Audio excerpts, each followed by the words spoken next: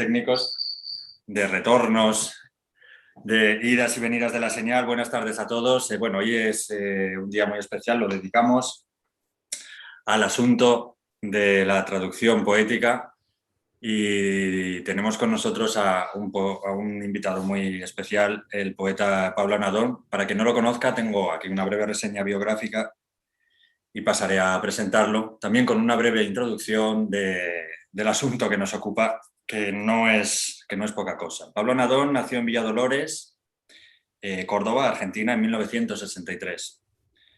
Ha publicado en poesía poemas, en 1979, Estaciones del Árbol, traducción al italiano de Oreste Macri, Cuaderno Fiorentino y otros poemas italianos, Lo que trae y lleva el mar, La mesa de café y otros poemas, editado aquí en La Rioja por AMG, El trabajo de las horas, ediciones del copista, y Estudios de la luz en pretextos, Valencia. Es autor de las antologías críticas Poetesse Argentine, El astro disperso, Últimas transformaciones de la poesía en Italia, que fue Premio Internacional de Traducción de la República Italiana, y Señales de la nueva poesía argentina, así como del libro de ensayos sobre poesía argentina, La poesía en el país de los monólogos paralelos. Ha publicado traducciones de Dante, Ungaretti, Sereni, Gatto, Luzzi, Caproni, y de Robert Frost, y de Wallace Stevens, de Merwin, de Pasternak, de Senin, entre otros autores. Fundó y dirige desde 1997 la revista de poesía Fénix, también con su interesantísima colección de libros que a todo el mundo los recomiendo. En fin, el tema que hoy nos ocupa, la traducción de poesía, nos plantea interminables cuestiones acerca de la actividad literaria. Es un asunto que ha ocupado a algunos peculiares personajes, los traductores, desde el inicio de la historia de la literatura. Ya los primeros babilonios tradujeron al acadio el Gilgamés sumerio, y desde entonces no hemos parado ni en fiestas de guardar. Siempre ha habido almas intrépidas y de alguna forma apóstatas que se han atrevido a traducir, a versionar, a acercarnos unos poemas originalmente escritos en otra lengua. Para colmo de dificultades, el desánimo cunde ante quien a la hora de traducir un texto poético cae en la cuenta de que un profundo conocimiento de la lengua en que esté escrito el poema original no garantiza en ningún caso una traducción atractiva. En el singular caso de los traductores de poesía, han de darse, además, ciertas habilidades que no están específicamente centradas en el dominio de la lengua en que esté escrito el poema a traducir. En mi opinión, el traductor necesita ciertas competencias, un dominio de la lengua propia, de sus ritmos, de sus acentos y de la música de su lengua natal, además de un conocimiento suficiente del contexto en el que fue escrito el poema original. Y aún así, nada de esto garantiza el éxito de la empresa. Digamos que de entrada el traductor de poesía tiene la batalla perdida. Tal vez por eso cualquier logro en este campo resulta épico, encomiable, y nos revela las virtudes aparentemente contradictorias que deben darse en el buen traductor de poesía. En primer lugar, la humildad, para reconocer que va a emprender una tarea llena de imposibilidades, pero también ha de enfrentarse a ella con audacia, evitando las angustias de un ahogo definitivo frente al poema original. En verdad, en nuestro invitado hallamos estas virtudes en cantidad mucho más que notable, aunque no sabría nombrar la magnitud con la que se miden estas virtudes.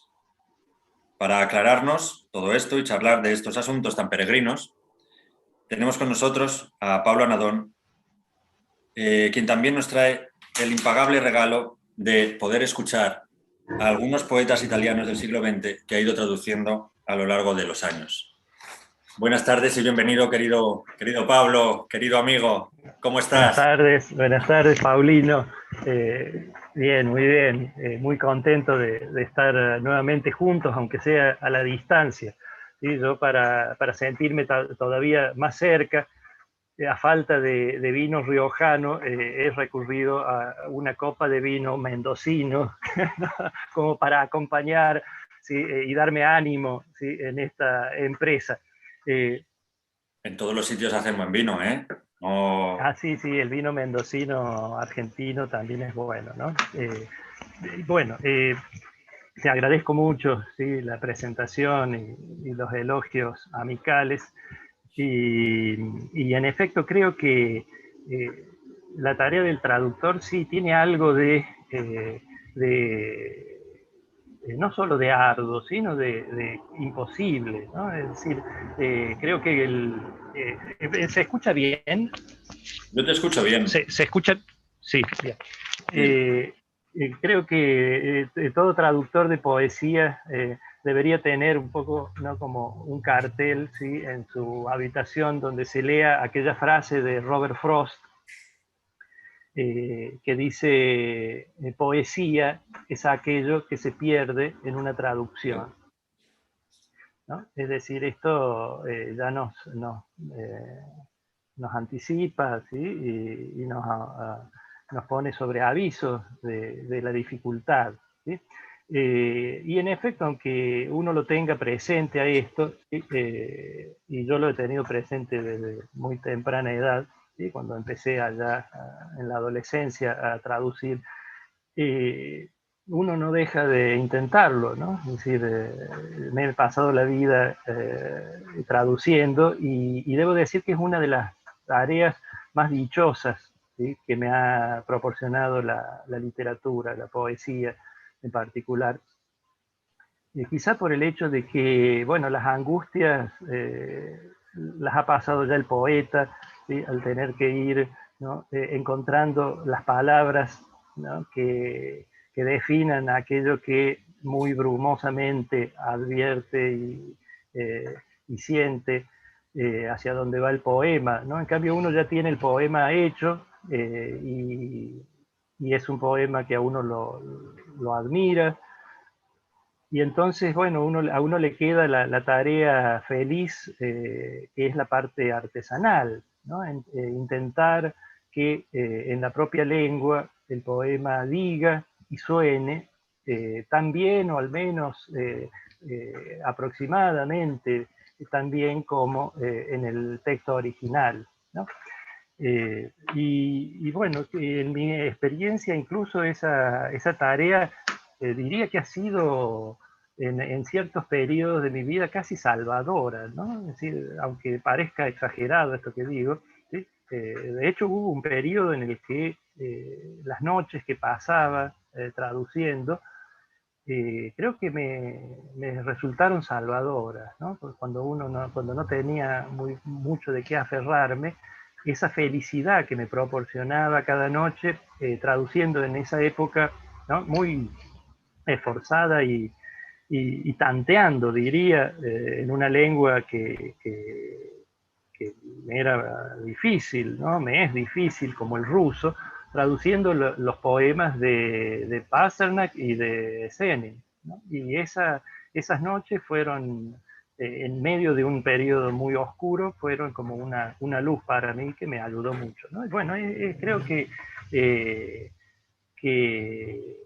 por eso un poco se hace, ¿no? Pocas veces he hecho traducciones por motivos, digamos, editoriales que me hayan solicitado, ¿no? Siempre ha sido más bien por el puro placer de paladear en las propias palabras, en las palabras de la propia lengua, aquello que me producía tanta admiración en la lengua ajena, extranjera, ¿no? Así como cuando uno no se queda encantado, maravillado con una música y trata de reproducir esa melodía de la manera que puede, ¿no? Si puede hacerlo en el piano o en el violín, mejor, pero y si no, aunque sea silbándola por la calle, ¿no? Bueno, la traducción tiene algo de eso, creo, ¿no? En tratar de reproducir esa magia, ¿no? Que a uno le ha producido la lectura del poema en el original. Necesitabas escucharlo en la lengua original. Sí, sí, claro, ¿no? Es decir, en la lengua original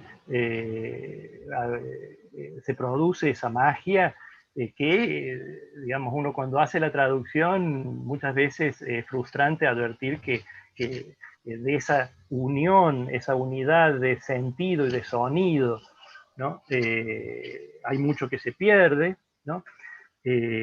Pero al llevarlo a la propia lengua, las palabras de la propia lengua tienen una carga emotiva que es más difícil, ¿no? A menos que uno sea absolutamente bilingüe, que tienen en el otro idioma, ¿no? Eh, entonces, bueno, uno trata de alguna manera de apropiarse, ¿sí? De ese encanto, ¿no? Que le ha producido la lectura del poema en el original. Incluso pasa que, por ejemplo, el italiano, que es una lengua próxima al español, que uno se encuentra con que palabras muy similares tienen otras capas de sentido que son imposibles de decir a pesar de que la palabra está pegada en español, ¿no? Sí, sí, y eso, digamos, es uno de los grandes límites, ¿no? Si uno piensa, sin más, por ejemplo, en ese famoso poema de Ungaretti, ¿no? Mi illumino d'immenso, ¿no? Uno diría que nada tan fácil como traducir esos dos versos, ¿no? Mi illumino de inmenso. Y sin embargo, uno lo dice en el propio idioma, ¿no? Me ilumino, por ejemplo, de inmensidad, y no es lo mismo, ¿no? Pero no. Se vuelve algo, más bien una copia tristona, ¿no? De esas dobles italianas, ¿no? Mi illumino de inmenso, no tiene la inmensidad allí en la misma resonancia de las dobles italianas, ¿no? O bien hay problemas también, bueno, no digamos, por ejemplo, con palabras como cuore en italiano, ¿no? Que llevado a corazón, ¿sí? El corazón español es de un peso, ¿no? Es de un peso que no tiene la palabra cuore, y la cuestión silábica también es fundamental si es que uno traduce tratando de crear una magia musical también como la que encuentra en el poema original, ¿no? Y otros problemas, ¿no? También quizá insolubles, como por ejemplo, si uno piensa en aquel famoso poema, ¿no? de la Vita Nuova de Dante Alighieri, ¿no? Tanto gentile e tanto onesta pare la donna mia quando ella altrui saluta, che ogni lingua divien tremando muta e gli occhi non l'ardiscono di guardare. Ella si va, etcétera, ¿no? Ella si va sentendo, si lauda. Bueno, ahí uno encuentra ya en el primer verso un problema creo que irresoluble, ¿no? Que es este gentile, ¿sí? Gentile que incluso llevado al italiano actual es más o menos traducible como amable, ¿no es cierto? Gentil. Gentil, incluso. ¿Sí? Gentil. Pero gentile para los poetas del Dolce Stil Nuovo, ¿sí? Esta escuela poética, ¿no? De la que forma parte Dante, y Guinizelli, Cavalcanti, ¿no? De estos poetas del siglo XIII, uno advierte que Gentile no era solamente gentil como lo entendemos ahora, ¿no? La gentileza era una cualidad del espíritu, casi una especie de nobleza del espíritu, que era la que permitía experimentar esa experiencia capital de la existencia para estos poetas, que era el amor. Es decir, sin la gentileza, ¿no? No podía existir. No había dolcezza.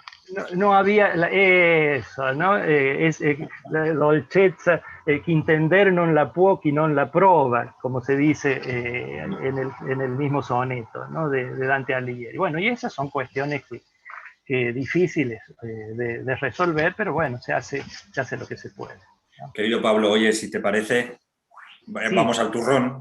Vamos. Nos cuentas un poco cuál es tu elección o directamente pasamos a la gozada de escucharte las traducciones sin más. Mira, yo cuando me habías propuesto dar esta conversación sobre la poesía italiana del siglo XX, había pensado hacer una especie de recorrido ¿no?, historiográfico, ¿sí?, por la poesía italiana, con ejemplos, ¿no?, de cada uno de los periodos, ¿no? Y luego, sin embargo, ya en estos últimos días, pensé que tal vez podía resultar un poco más ameno, ¿sí?, que este recorrido, ¿sí?, histórico, o al menos hacer una alternancia entre este recorrido histórico y, como si dijéramos, un recorrido personal, ¿sí?, por la poesía italiana, ¿no?, que podría, ¿no?, titularse, parafraseando el título de aquel libro de Eduardo Mallea sobre las desgracias y las dificultades del destino sudamericano de la Argentina, ¿no? En vez de Historia de una pasión argentina, como se llama el libro de Mallea, Historia de una pasión italiana, ¿sí? Perfecto. Esta pasión italiana, que en mi caso viene con la sangre, ¿sí?, mis ancestros paternos eran de Sicilia, comenzó en la adolescencia, ¿sí? Comenzó tempranamente en la adolescencia cuando con mi padre, en la familia, ¿no?, habíamos comenzado a estudiar el italiano, ¿sí? Mi bisabuelo era italiano, pero ni mi abuelo ni mi padre mantuvieron la lengua, ¿no? Entonces con mi padre invitábamos, ¿sí?, a un italiano que vivía en mi pueblo, en Villa Dolores, para tomar clases con él de italiano, ¿no?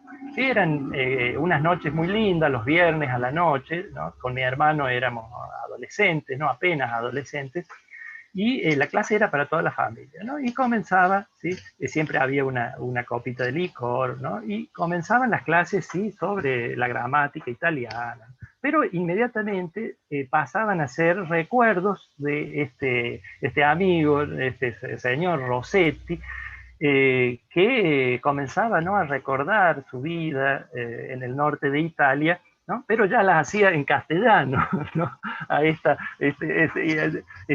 parte de las clases. Bueno, pero luego con mi padre solíamos ponernos a estudiar, que los verbos, y también me acuerdo muy claramente del primer poema que yo leí directamente en italiano, y que con mi padre nos íbamos diciendo, ¿sí?, en el patio de mi casa, ¿sí?, caminando por el patio, ¿no?, íbamos recordando este poema, ¿no?, que es con el que yo querría comenzar, ¿sí?, a modo de escaramanzía, ¿sí?,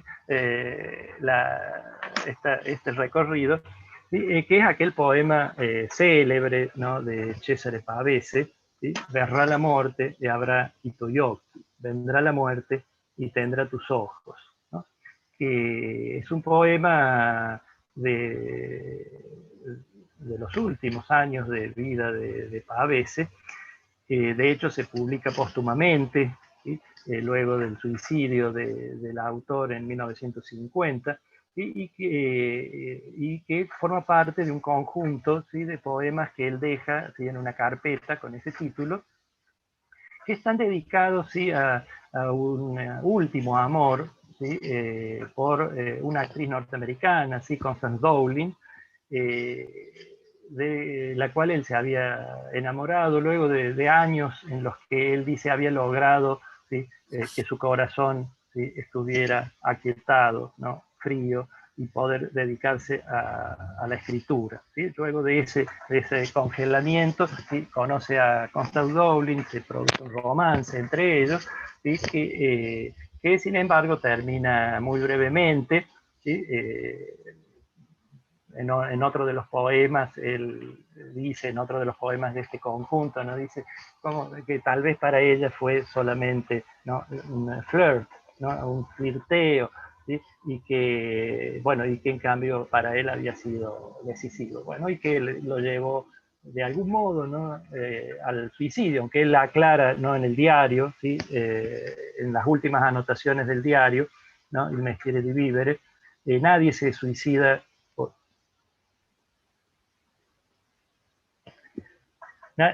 dice,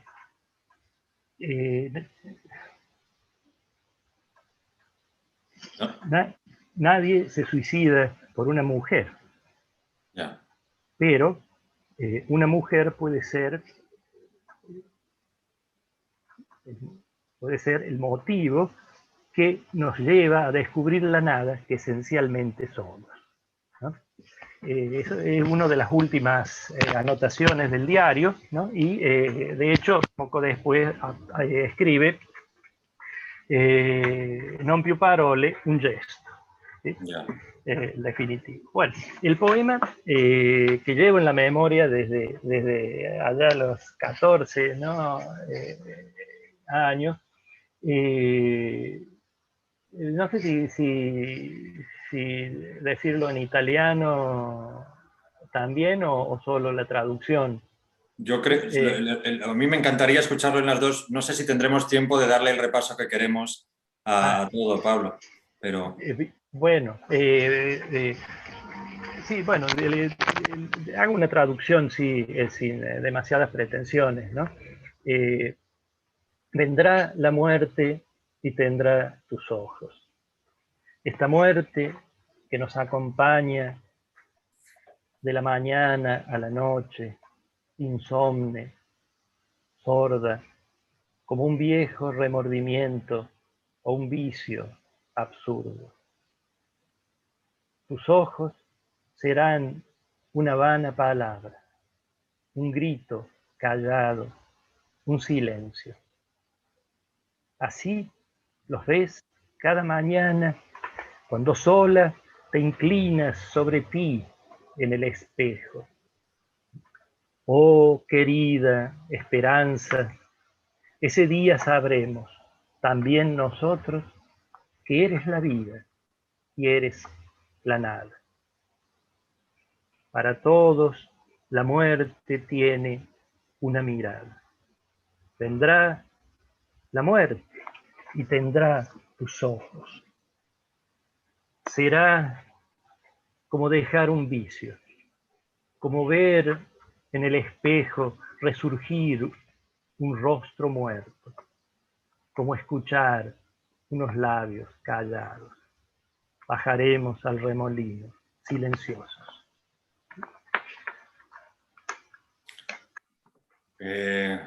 Pablo, es impresionante. ¿Esto es de tu adolescencia con tu padre en el patio de...?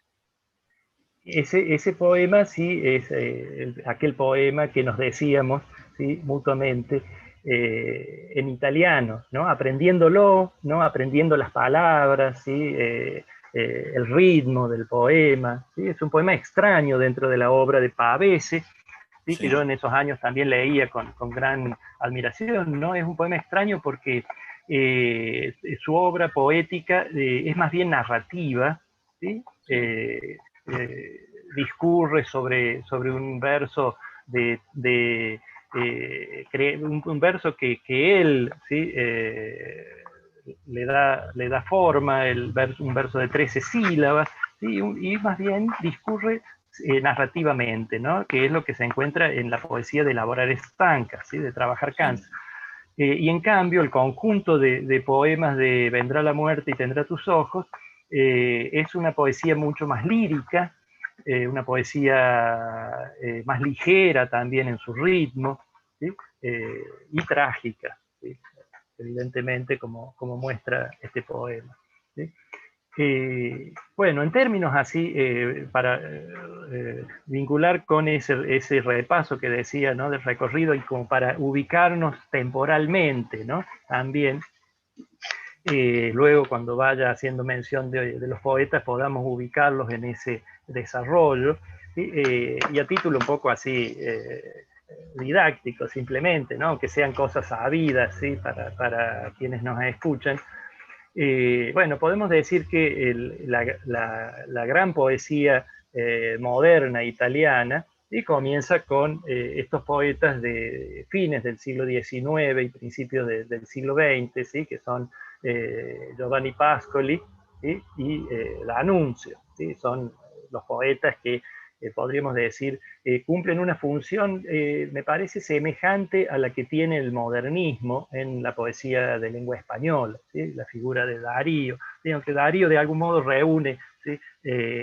Reúne tonalidades de estos dos poetas, ¿sí? Una beta danunciana y una beta pascoliana, ¿no? Pero creo que se puede establecer sí, un paralelismo entre modernismo y la poesía de Pascoli, D'Annunzio, lo que se llamó el decadentismo, ¿sí? En Italia y en otros países también, ¿no? Aquella poesía que deriva del simbolismo, del parnasianismo, del tardo simbolismo. Luego de estas dos grandes figuras, ¿sí?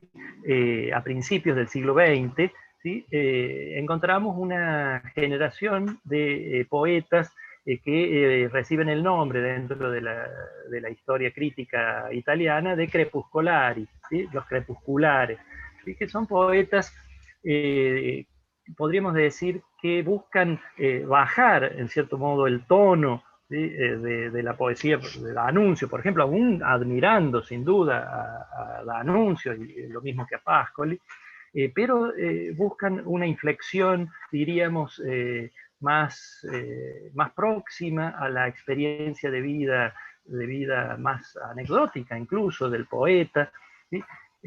Con un lenguaje de tono menor, ¿sí? Con un gran dominio de la forma, ¿sí? Como podemos encontrar en uno de ellos, que tal vez sea el mayor poeta del crepuscularismo, que es Guido Gozzano, ¿sí? Otros autores, ¿no? Son Boboni, Sergio Corazzini, Marino Moretti, ¿sí? Y, y, y es un momento, ¿sí? Poético que dura muy poco, ¿sí? Dura muy poco en el tiempo, ¿sí?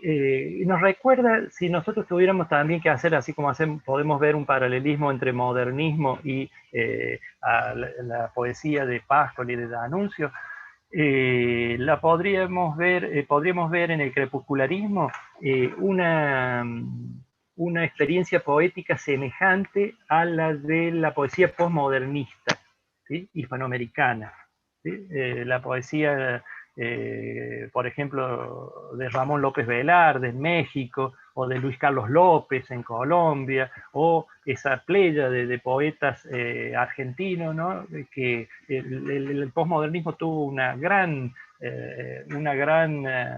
presencia, ¿sí? Este tipo de poesía en la poesía argentina, como Baldomero Fernández Moreno, Enrique Banch, Alfonsina Storni, Pedro Miguel Obligado, Rafael Alberto Arrieta, sí, estos poetas, ¿no? De principios de la primera mitad del siglo XX que fueron excelentes poetas, ¿no? Y que lamentablemente un poco están bastante olvidados hoy.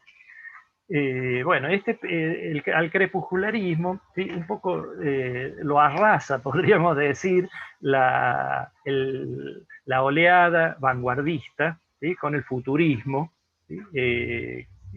Que Marinetti, ¿no? Y que algunos de estos poetas, incluso luego de su etapa crepuscular, ¿no? Se insertan dentro de esta oleada, ¿sí? De cambio que trae la vanguardia. La vanguardia sí, italiana, como casi todas las vanguardias, fue también muy fugaz, ¿no? Fue fugaz. Y tal vez haya dejado menos poemas memorables que, como si dijéramos, una actitud, ¿sí? Un cambio, ¿sí? En la búsqueda poética, la inserción de una manera más importante del verso libre, por ejemplo, que ya, sin embargo, había sido practicada, ¿no? Precedentemente, incluso por los poetas crepusculares, ¿sí? Pero con la vanguardia se vuelve una especie de verso de combate, incluso, ¿sí? Con respecto a la tradición precedente. Bueno, luego de este fugaz periodo vanguardista, en el periodo de entreguerras tenemos un momento muy importante dentro de la poesía italiana, que es el del hermetismo, ¿sí? La poesía llamada hermética italiana, o según Oreste Macri, que era la mano derecha crítica, ¿sí? de esta generación, lo mismo que Carlo Bo, ¿sí? La tercera generación vanguardista italiana, ¿no? Del hermetismo, ¿no? Con importantes poetas, ¿sí? Como Mario Luzzi, Vittorio Sereni, ¿sí? Que tiene como maestros, ¿sí? A dos grandes figuras que ya en los años 20, ¿sí? En caso de uno de ellos antes incluso de los años 20, llegan muy tempranamente a crear obras maestras, ¿sí? Como son Giuseppe Ungaretti y Eugenio Montale. ¿Sí? Estos son un poco los maestros, y que algunos incluyen dentro del hermetismo y otros en cambio lo consideran como justamente maestros, pero no parte de esa generación, que eran de autores más jóvenes, los herméticos, que tenían su centro en Florencia, ¿no? Oye, Pablo, Sí, una cuestión que sí. a mí todo esto me resulta muy interesante, pero más allá de lo que veo es que pasa desgraciadamente el tiempo muy rápido. Uy, sí. Yo creo que es que a mí esto me gusta mucho. Sin embargo, tal vez podríamos aligerarlo en el sentido de lees los poemas y yo me pongo a buscar la información de los crepusculares. ¿No te... Bueno, ¿Tienes algo en contra de leer poemas? no, no, no. Es que sí, lo siento, sí, yo pierdo la noción del tiempo. ¿Cuánto tiempo tenemos a propósito? Pues no, si yo creía que iba a ser una hora, pero llevamos más de media y no hemos No, leído una. bueno, bueno, sí, sí. Sí, dejemos entonces el recorrido historiográfico, ¿sí? Y vayamos, sí, a estos poetas, ¿sí? Que digamos, yo fui descubriendo de a poco, ¿sí? Y en distintos periodos, ¿sí? Yo, por ejemplo, cuando viajé a Italia, ¿sí? Tuve una beca en la Universidad de Florencia para justamente estudiar la poesía hermética, ¿sí? Y, y allí fue que conocí a Macri, Oreste Macri, a Piero Vigongari y otros. Pero me interesó dentro del hermetismo, diría, el momento en el que el hermetismo llega a su crisis, ¿sí? Con justamente, digamos, la irrupción de la historia violenta con la Segunda Guerra Mundial, ¿no? Y allí entonces ese lirismo tan puro, tan refinado del hermetismo, digamos, tiene que hacer lugar a la irrupción justamente de la violencia, de la historia, ¿no? Y ahí podría sí leer una traducción de un poema, una traducción que hice por esos años, ¿sí? Que es de uno de los poetas, a mí hay dos grandes poetas del hermetismo que me interesaron mucho, sobre todo en ese periodo de crisis, que son Vittorio Sereni y Alfonso Gatto, ¿sí? De Alfonso Gatto, bueno, podría leer un poema, ¿no? Muy excelente y muy duro, ¿no? Se llama Las Cosas, ¿sí? Que lo leo, eh, leo solo la traducción porque no nos alcanza el tiempo. Sino. Un día golpearán en cada casa. Quien vive ya es culpable de tener su vida a solas. Si desciende oscura la noche, uno se queda tras los vidrios esperando que llegue el vasto absurdo de la quietud. Está en las mismas cosas de siempre, siempre en su lugar la nueva mirada helada. La desierta esquina pone a salvo al que huye o bien lo embate de cara al pelotón. Parece un vano delirio este creer aún en las cosas.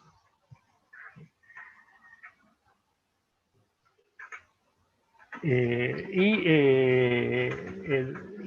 Vittorio Sereni, ¿sí? Un poeta que forma parte, ¿sí? Un poco lateralmente del hermetismo. ¿Sí? El hermetismo fue sobre todo, ¿sí? Tuvo su centro, como les decía, en Florencia, pero Vittorio Sereni, que era del norte, está próximo en su primer libro, Frontiera, pero luego con su experiencia en la guerra, en la que es es apresado en el norte de África, ¿sí? Por las tropas británicas y vive en un campo de reclusión. Escribe allí un libro formidable, ¿no? El Diario de Argelia, ¿sí? Del cual me gustaría leer un poema.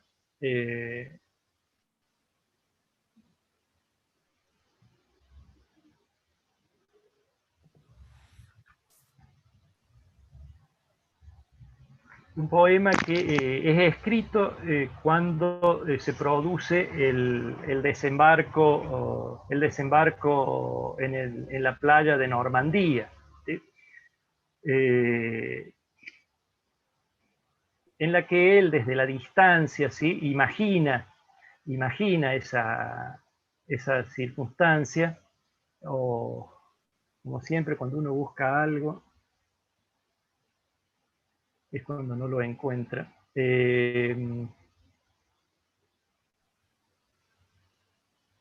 Estos poemas son... esto me suena mucho de lo que hablas. Lo has publicado también en Facebook, porque tú eres de publicarte todas las traducciones en Facebook.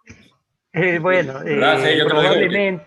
probablemente en algún momento, pero esto, sin embargo, era más bien, son traducciones que hice cuando vivía en Italia, ¿sí? Las comencé en Florencia y después las continué cuando vivía en el sur de Italia, en Calabria, ¿no?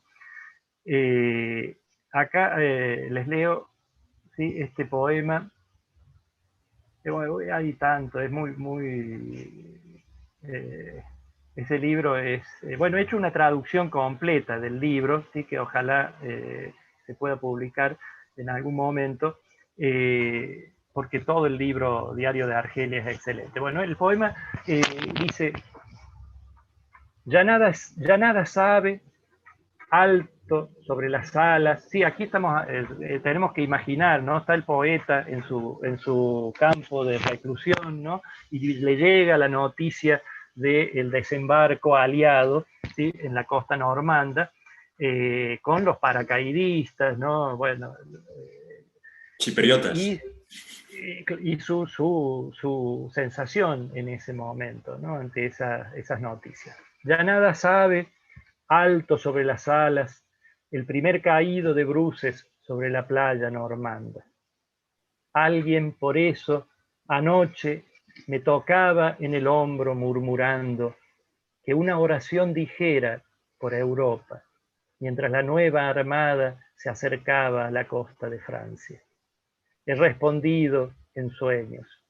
Es el viento con sus músicas extrañas. Pero si es cierto que eres el primer caído de bruces sobre la playa normanda, reza tú, si es que puedes. Yo estoy muerto, así.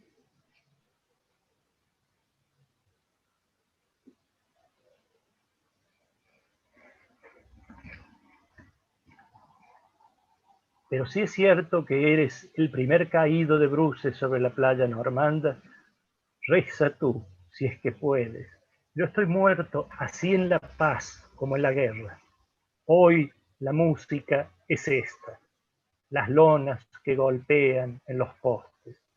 No es música de ángeles, pero es mi sola música y me basta. Bueno, los poemas tienen la fecha debajo, ¿no? Campo Hospital, 127, junio, Oye, Pablo, junio de 1944. esto... Perdón, Hombre, perdón. esto hay que levantarlo. Hay que leer a Saba. Hay que leer a Humberto Sí, Saba. bueno, Saba, Hay que leer a Guido Gonzalo. Saba es un poeta que con mi hermano tradujimos en la época de la universidad, ¿sí? Le dedicamos, incluso en esa época hacíamos una colección, el nuevo Vecchio Stil, con él y con nuestra profesora de literatura, y le dedicamos un libro de homenaje, ¿no? Aunque en esa época, sí, que yo estaba muy interesado por el hermetismo, ¿sí? Tradujimos los poemas de Últimas Cosas, que está más próximo al hermetismo. Pero de Saba, sí, me gustaría leer, pues, sí, justamente para traer un poco de vida, un poema un poema que se titula Cocina, Cocina Económica, ¿sí? Eh, y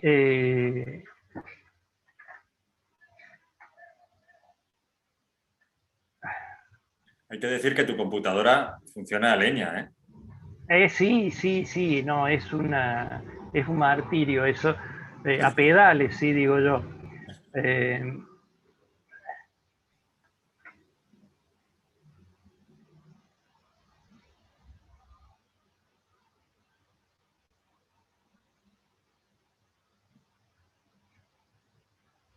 Eh, bueno, mientras me va apareciendo el poema, eh, recordemos, ¿no? Saba es una figura que está, podríamos decir, al margen, ¿sí? De los movimientos de modernidad que se suceden en Italia. Eh, es es un caso, sí, que tal vez uno podría relacionar, ¿sí? En otra literatura con Robert Frost, por ejemplo, ¿no? O en la literatura española me parece que un caso semejante es el de Antonio Machado, ¿sí? Antonio Machado creo que podría ser un caso semejante en la poesía en lengua española, ¿sí? Es decir, estos poetas que son modernos, ¿sí? Sin hacer un corte con la tradición, por ejemplo, con la tradición métrica, ¿sí? Cocina Económica, ¿sí? Es uno de los poemas, sí, que he traducido de Humberto Saba, ¿sí? Y dice, eh, Cocina Económica, inmensa gratitud a la existencia que ha conservado estas queridas cosas, océano de delicias, alma mía.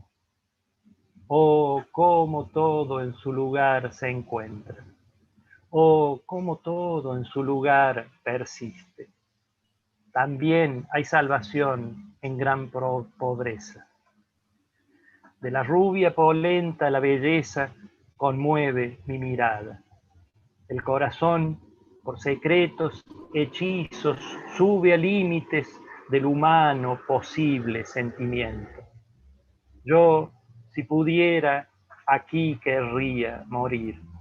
Me trajo aquí un instinto indiferente.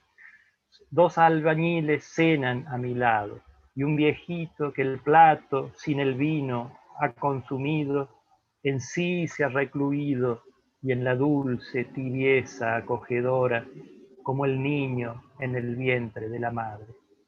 Se parece quizá a mi pobre padre vagabundo, al que madre maldecía, un niño estremecido la escuchaba. Me siento aquí cercano a mis orígenes. Me siento de regreso a un lugar mío, al pueblo en el que muero, en que he nacido. Es maravilloso, Saba. Sí, Igual Saba, es un poco infantil decir esto, porque, bueno, pero ya sabes, si uno tiene que elegir uno, ¿no? Pues igual es Saba, ¿eh? sí, sí, sí, Saba, sí, sí, es su canzoniere, ¿no? Su cancionero, está tan antiguo y tan moderno, ¿no? Bueno, es junto con la obra de Montale y de Ungaretti, creo yo, lo más grande, ¿no? Que ha dado la poesía italiana del siglo XX, ¿no? Eh, eh, ¿Tienes algo más por sí, ahí de Saba que te apetezca leer? sí, sí, sí, aquí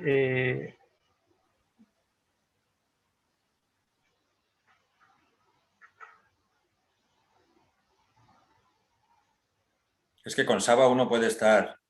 sí, sí, sí, de Saba, sí, he traducido unos cuantos poemas. Hay también, ¿no? Otro poeta cercano, ¿no? Pero no, pero vamos con Saba.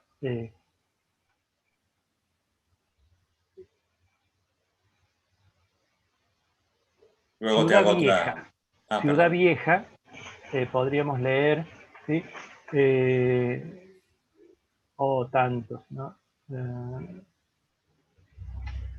a ver, bueno, Ciudad Vieja, ¿sí? Elijo así un poco al azar, ¿sí? De Trieste e una donna. Eh, Trieste, una donna. sí. Suelo tomar para volver a casa una calleja de la ciudad vieja. Amarillo en un charco se refleja un farol y la calle está atestada. Entre la gente aquí que viene y va de la hostería a casa, al lupanar, donde los hombres y las mercancías son por igual detritos de un gran puerto de mar, yo reencuentro pasando el infinito en la humildad. Aquí la prostituta y el marino, el viejo que blasfema, la hembra que litiga, el soldado sentado en la barraca de la freiduría, la joven tempestuosa, enloquecida de amor, son todas criaturas de la vida y del dolor. Se agita en ellas, como en mí, el Señor. Así, en fraternidad con los humildes, siento que se me hace más puro el pensamiento, aquí, donde es más turbia la ciudad. Este poema es maravillosísimo. Yo lo he leído en distintas traducciones, pero es que este poema me parece una maravilla. Es central de Saba, además. El de... Sí, sí, sí. Para mi gusto, el gran libro de Saba es Trieste e una donna, ¿no? Aunque hay otros grandes poemas, ¿no? Eh, bueno, dentro de este recorrido, no sé,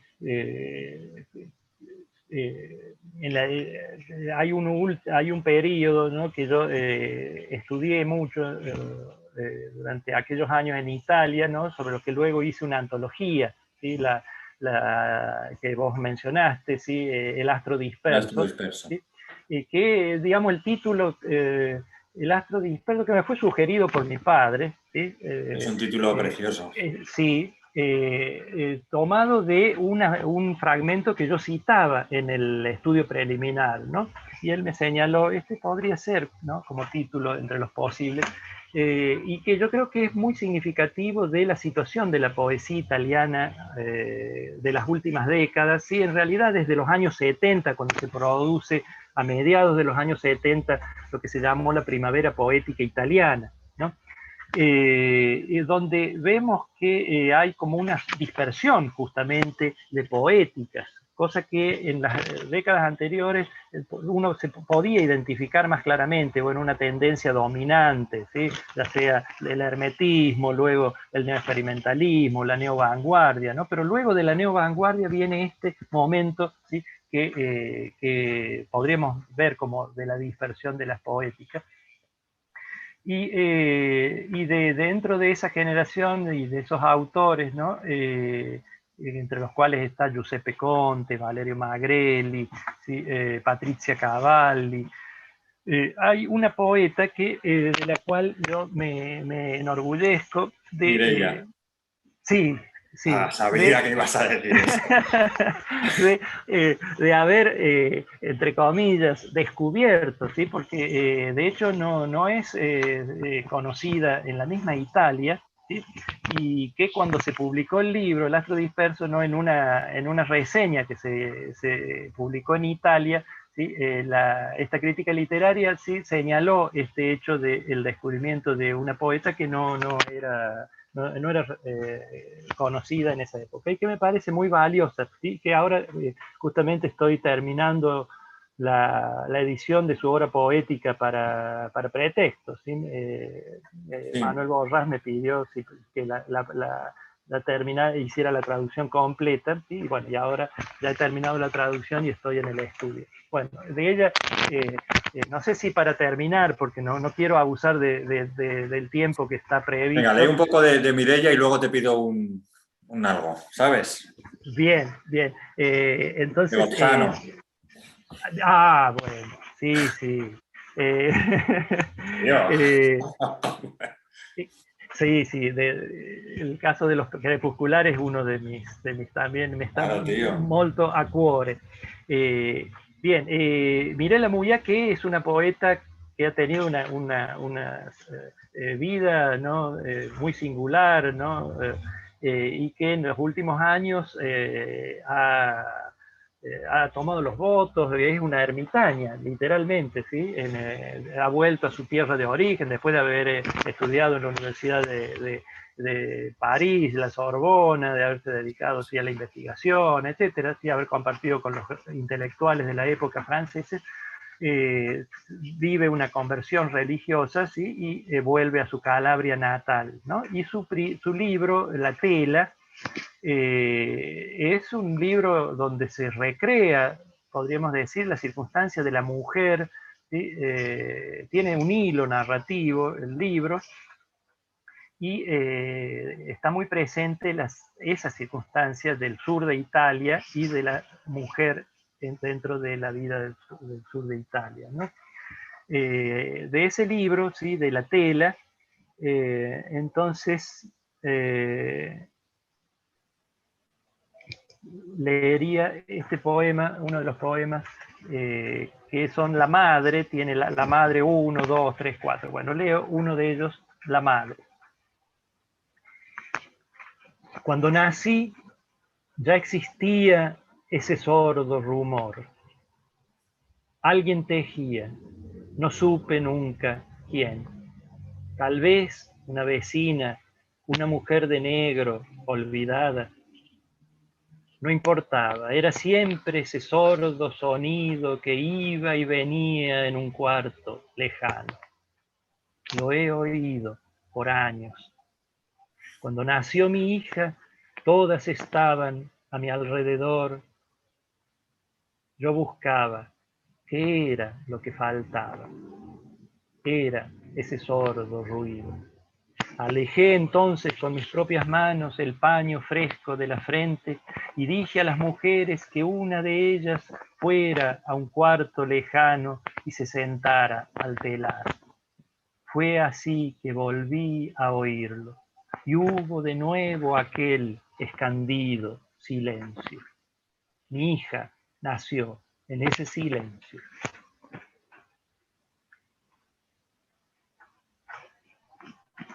Es conmovedor, ¿eh? Sí, sí. Yo vi fotos de ella y uno no se puede imaginar cómo es, ¿verdad?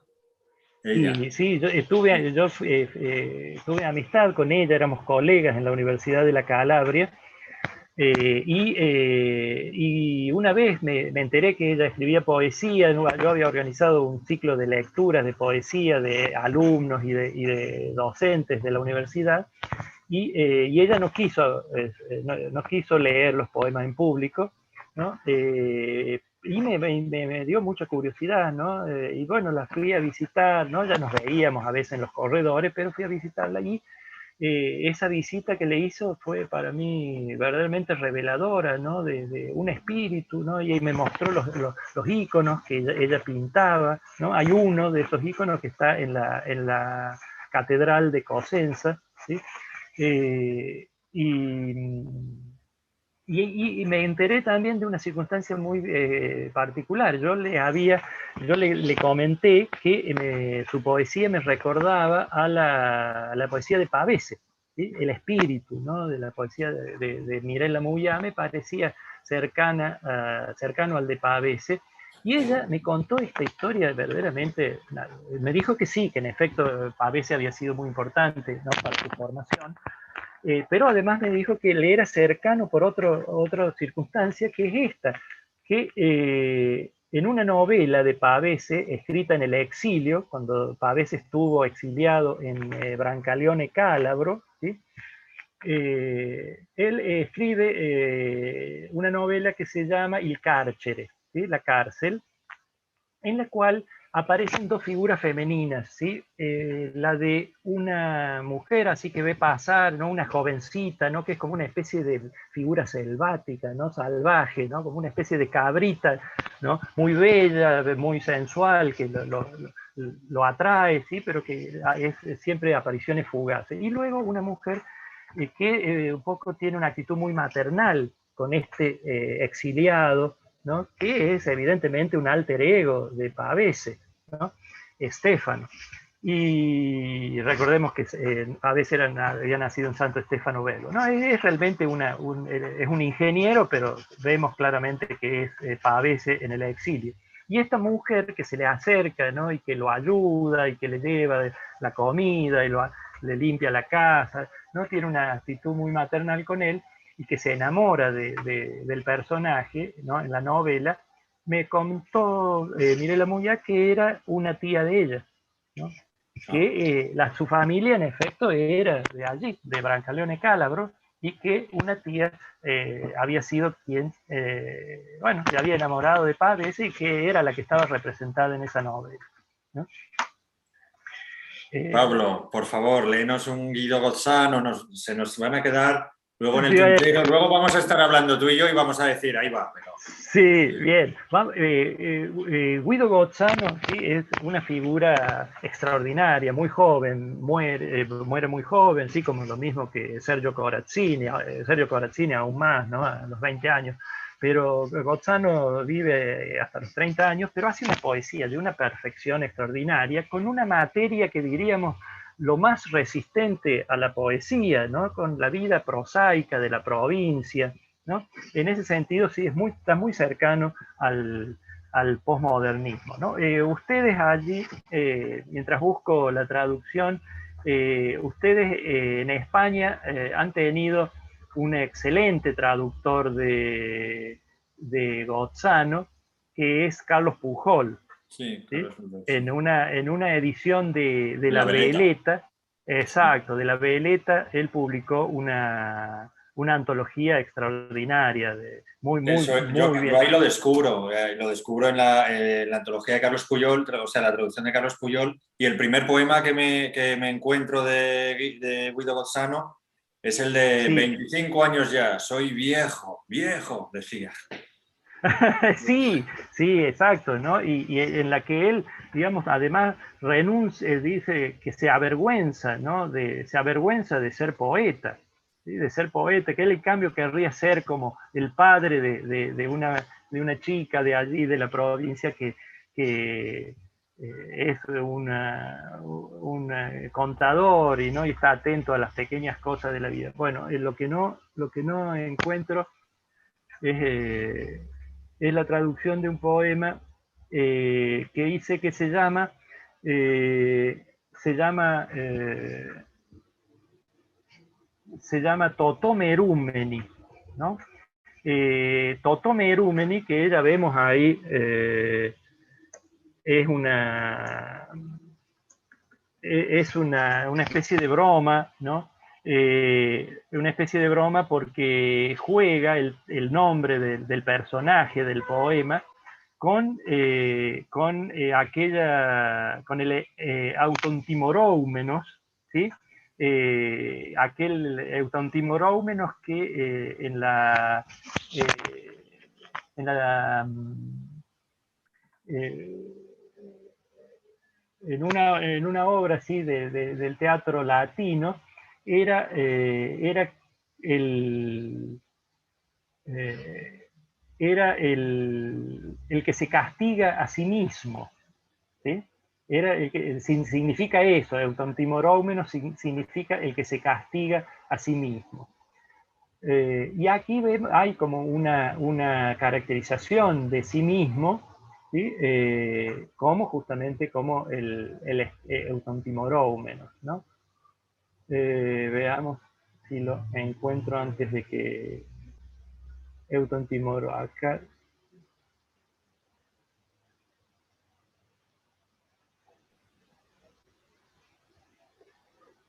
Oh, mi computadora a pedales. Por cierto, Pablo, ¿desde dónde nos hablas? ¿Estás en Córdoba? Sí, Vale, sí. vale. Eh, Lo digo porque como estás, a veces te veo de viajes por las altas cumbres o vas a ah, casas. sí, sí, sí, sí. Ahora estoy en mi guardilla, digamos. Bueno, acá está el poema, Totó Merúmeni. Es un poema en varias partes, ¿sí? Eh, dice, voy diciendo uno, dos, eh, uno, con su jardín inculto, sus salones, sus bellos balcones del 600 cubiertos de espesura, la villa se diría salida de unos versos míos, la villa tipo del libro de lectura. Piensa en días mejores la villa triste, piensa alegres grupos bajo los troncos centenarios, banquetes señoriales en una sala inmensa, danzas en los salones que vació el anticuario. Pero allí donde antaño llegaban los Ansaldo, los Ratazzi, D'Azeglio o los Oddone, clava el freno un automóvil chirriando y corcoveando, e hirsutos forasteros hacen sonar la aldaba. Se oye un ladrido, pasos, cautamente se entreabre la puerta. En un silencio de claustros o cuarteles vive Totò Merúmeni a solas con la madre enferma, una canosa tía, un tío demente. 2. 25 años tiene Totò, un temple altanero, mucha cultura y gusto por obras de la imprenta, poco cerebro, poca moral y una tremenda clarividencia, un hijo cabal de nuestro tiempo. No siendo rico a la hora de vender palabritas a su Petrarca, hacerse periodista o canalla, Totó eligió el exilio y en libertad medita sus fallas, que será mejor dejar calladas. No es malo, da dinero al pobre y al amigo le envía una canasta con fruta de estación. No es malo, ayuda con su redacción al niño, al que emigra con cartas de recomendación. Si es gélido y consciente de sí y de sus culpas, no es malo, es aquel bueno que escarnecía Nietzsche. Y realmente yo me río del inepto que dice que es bueno porque tiene muy débiles las uñas. Tras el estudio grave, baja al jardín y una hora juega con sus amigos en la amena gramilla. Son sus dulces amigos una corneja ronca, un gatito, una mona llamada Macaquita. 3. La vida no cumplió ni una sola promesa. Él soñó durante años un amor siempre ausente, soñó por su desgracia con actrices, princesas, y hoy es la cocinera, su amante adolescente. Cuando la casa duerme, la muchacha descalza, fresca como una fruta húmeda de rocío, va hasta su cuarto, lo besa en la boca, salta sobre él que la posee beatífico y supino. 4. Es que Toto no siente. Un lento mal indómito secó las primigenias fuentes del sentimiento. Los sofismas y análisis hicieron de este hombre lo que las llamas hacen de un edificio al viento. Pero como las ruinas que han ardido en la hoguera muestran irisaciones de hermosas, vivas flores, esta alma calcinada poco a poco gotea floraciones de exangües versos consoladores. 5 y último. Así, Totò Merúmeni, luego de tristes casos, casi es feliz. Alterna rima y filosofía. encerrado en sí piensa, se cultiva, ha sondeado la vida del espíritu que antes no comprendía. Porque la voz es poca y el arte de su alma inmenso, porque el tiempo, mientras yo hablo, se va, Totós está apartado, sonríe, espera en calma y vive. Un día ha nacido, un día morirá. Muchas gracias, Pablo. Nos estamos, seguro, y nos hemos dejado en el tintero. Sí, sí. Nos hemos dejado en el tintero muchas cosas. Sí. Solmi, me imagino que extrañarás a Sergio Solmi. Quedará para otra ocasión. Es que te voy a matar. Sí, sabía. Sí. ¿Qué más nos daban los herméticos? Sí, Sergio Solmi, sí, sé que te ha sido muy, muy caro, ¿no? Pero recordemos al menos esta frase con la que podríamos terminar, sí, esta ya demasiado larga, ¿no? Perorata. Aquella frase que me parece extraordinaria para definir la aventura, diríamos, y la situación de la poesía del siglo XX italiana, ¿no? Dice Solmi en un ensayo que la lírica moderna es una ilusión de canto que milagrosamente se sostiene sobre la destrucción de todas las ilusiones. Pues muchas gracias, Pablo. Lo dejamos en todo lo alto. Muchas gracias también a todos los que nos habéis acompañado en esta sesión tan especial dedicada a la traducción de poesía. Espero que hayan disfrutado tanto como yo. Pablo, ahora continúo contigo. Me despido de todos los amigos y les emplazo a vernos mañana a la misma hora, a las 8, en este mismo canal de YouTube con el poeta Jeromín Sileto. No se lo pierdan.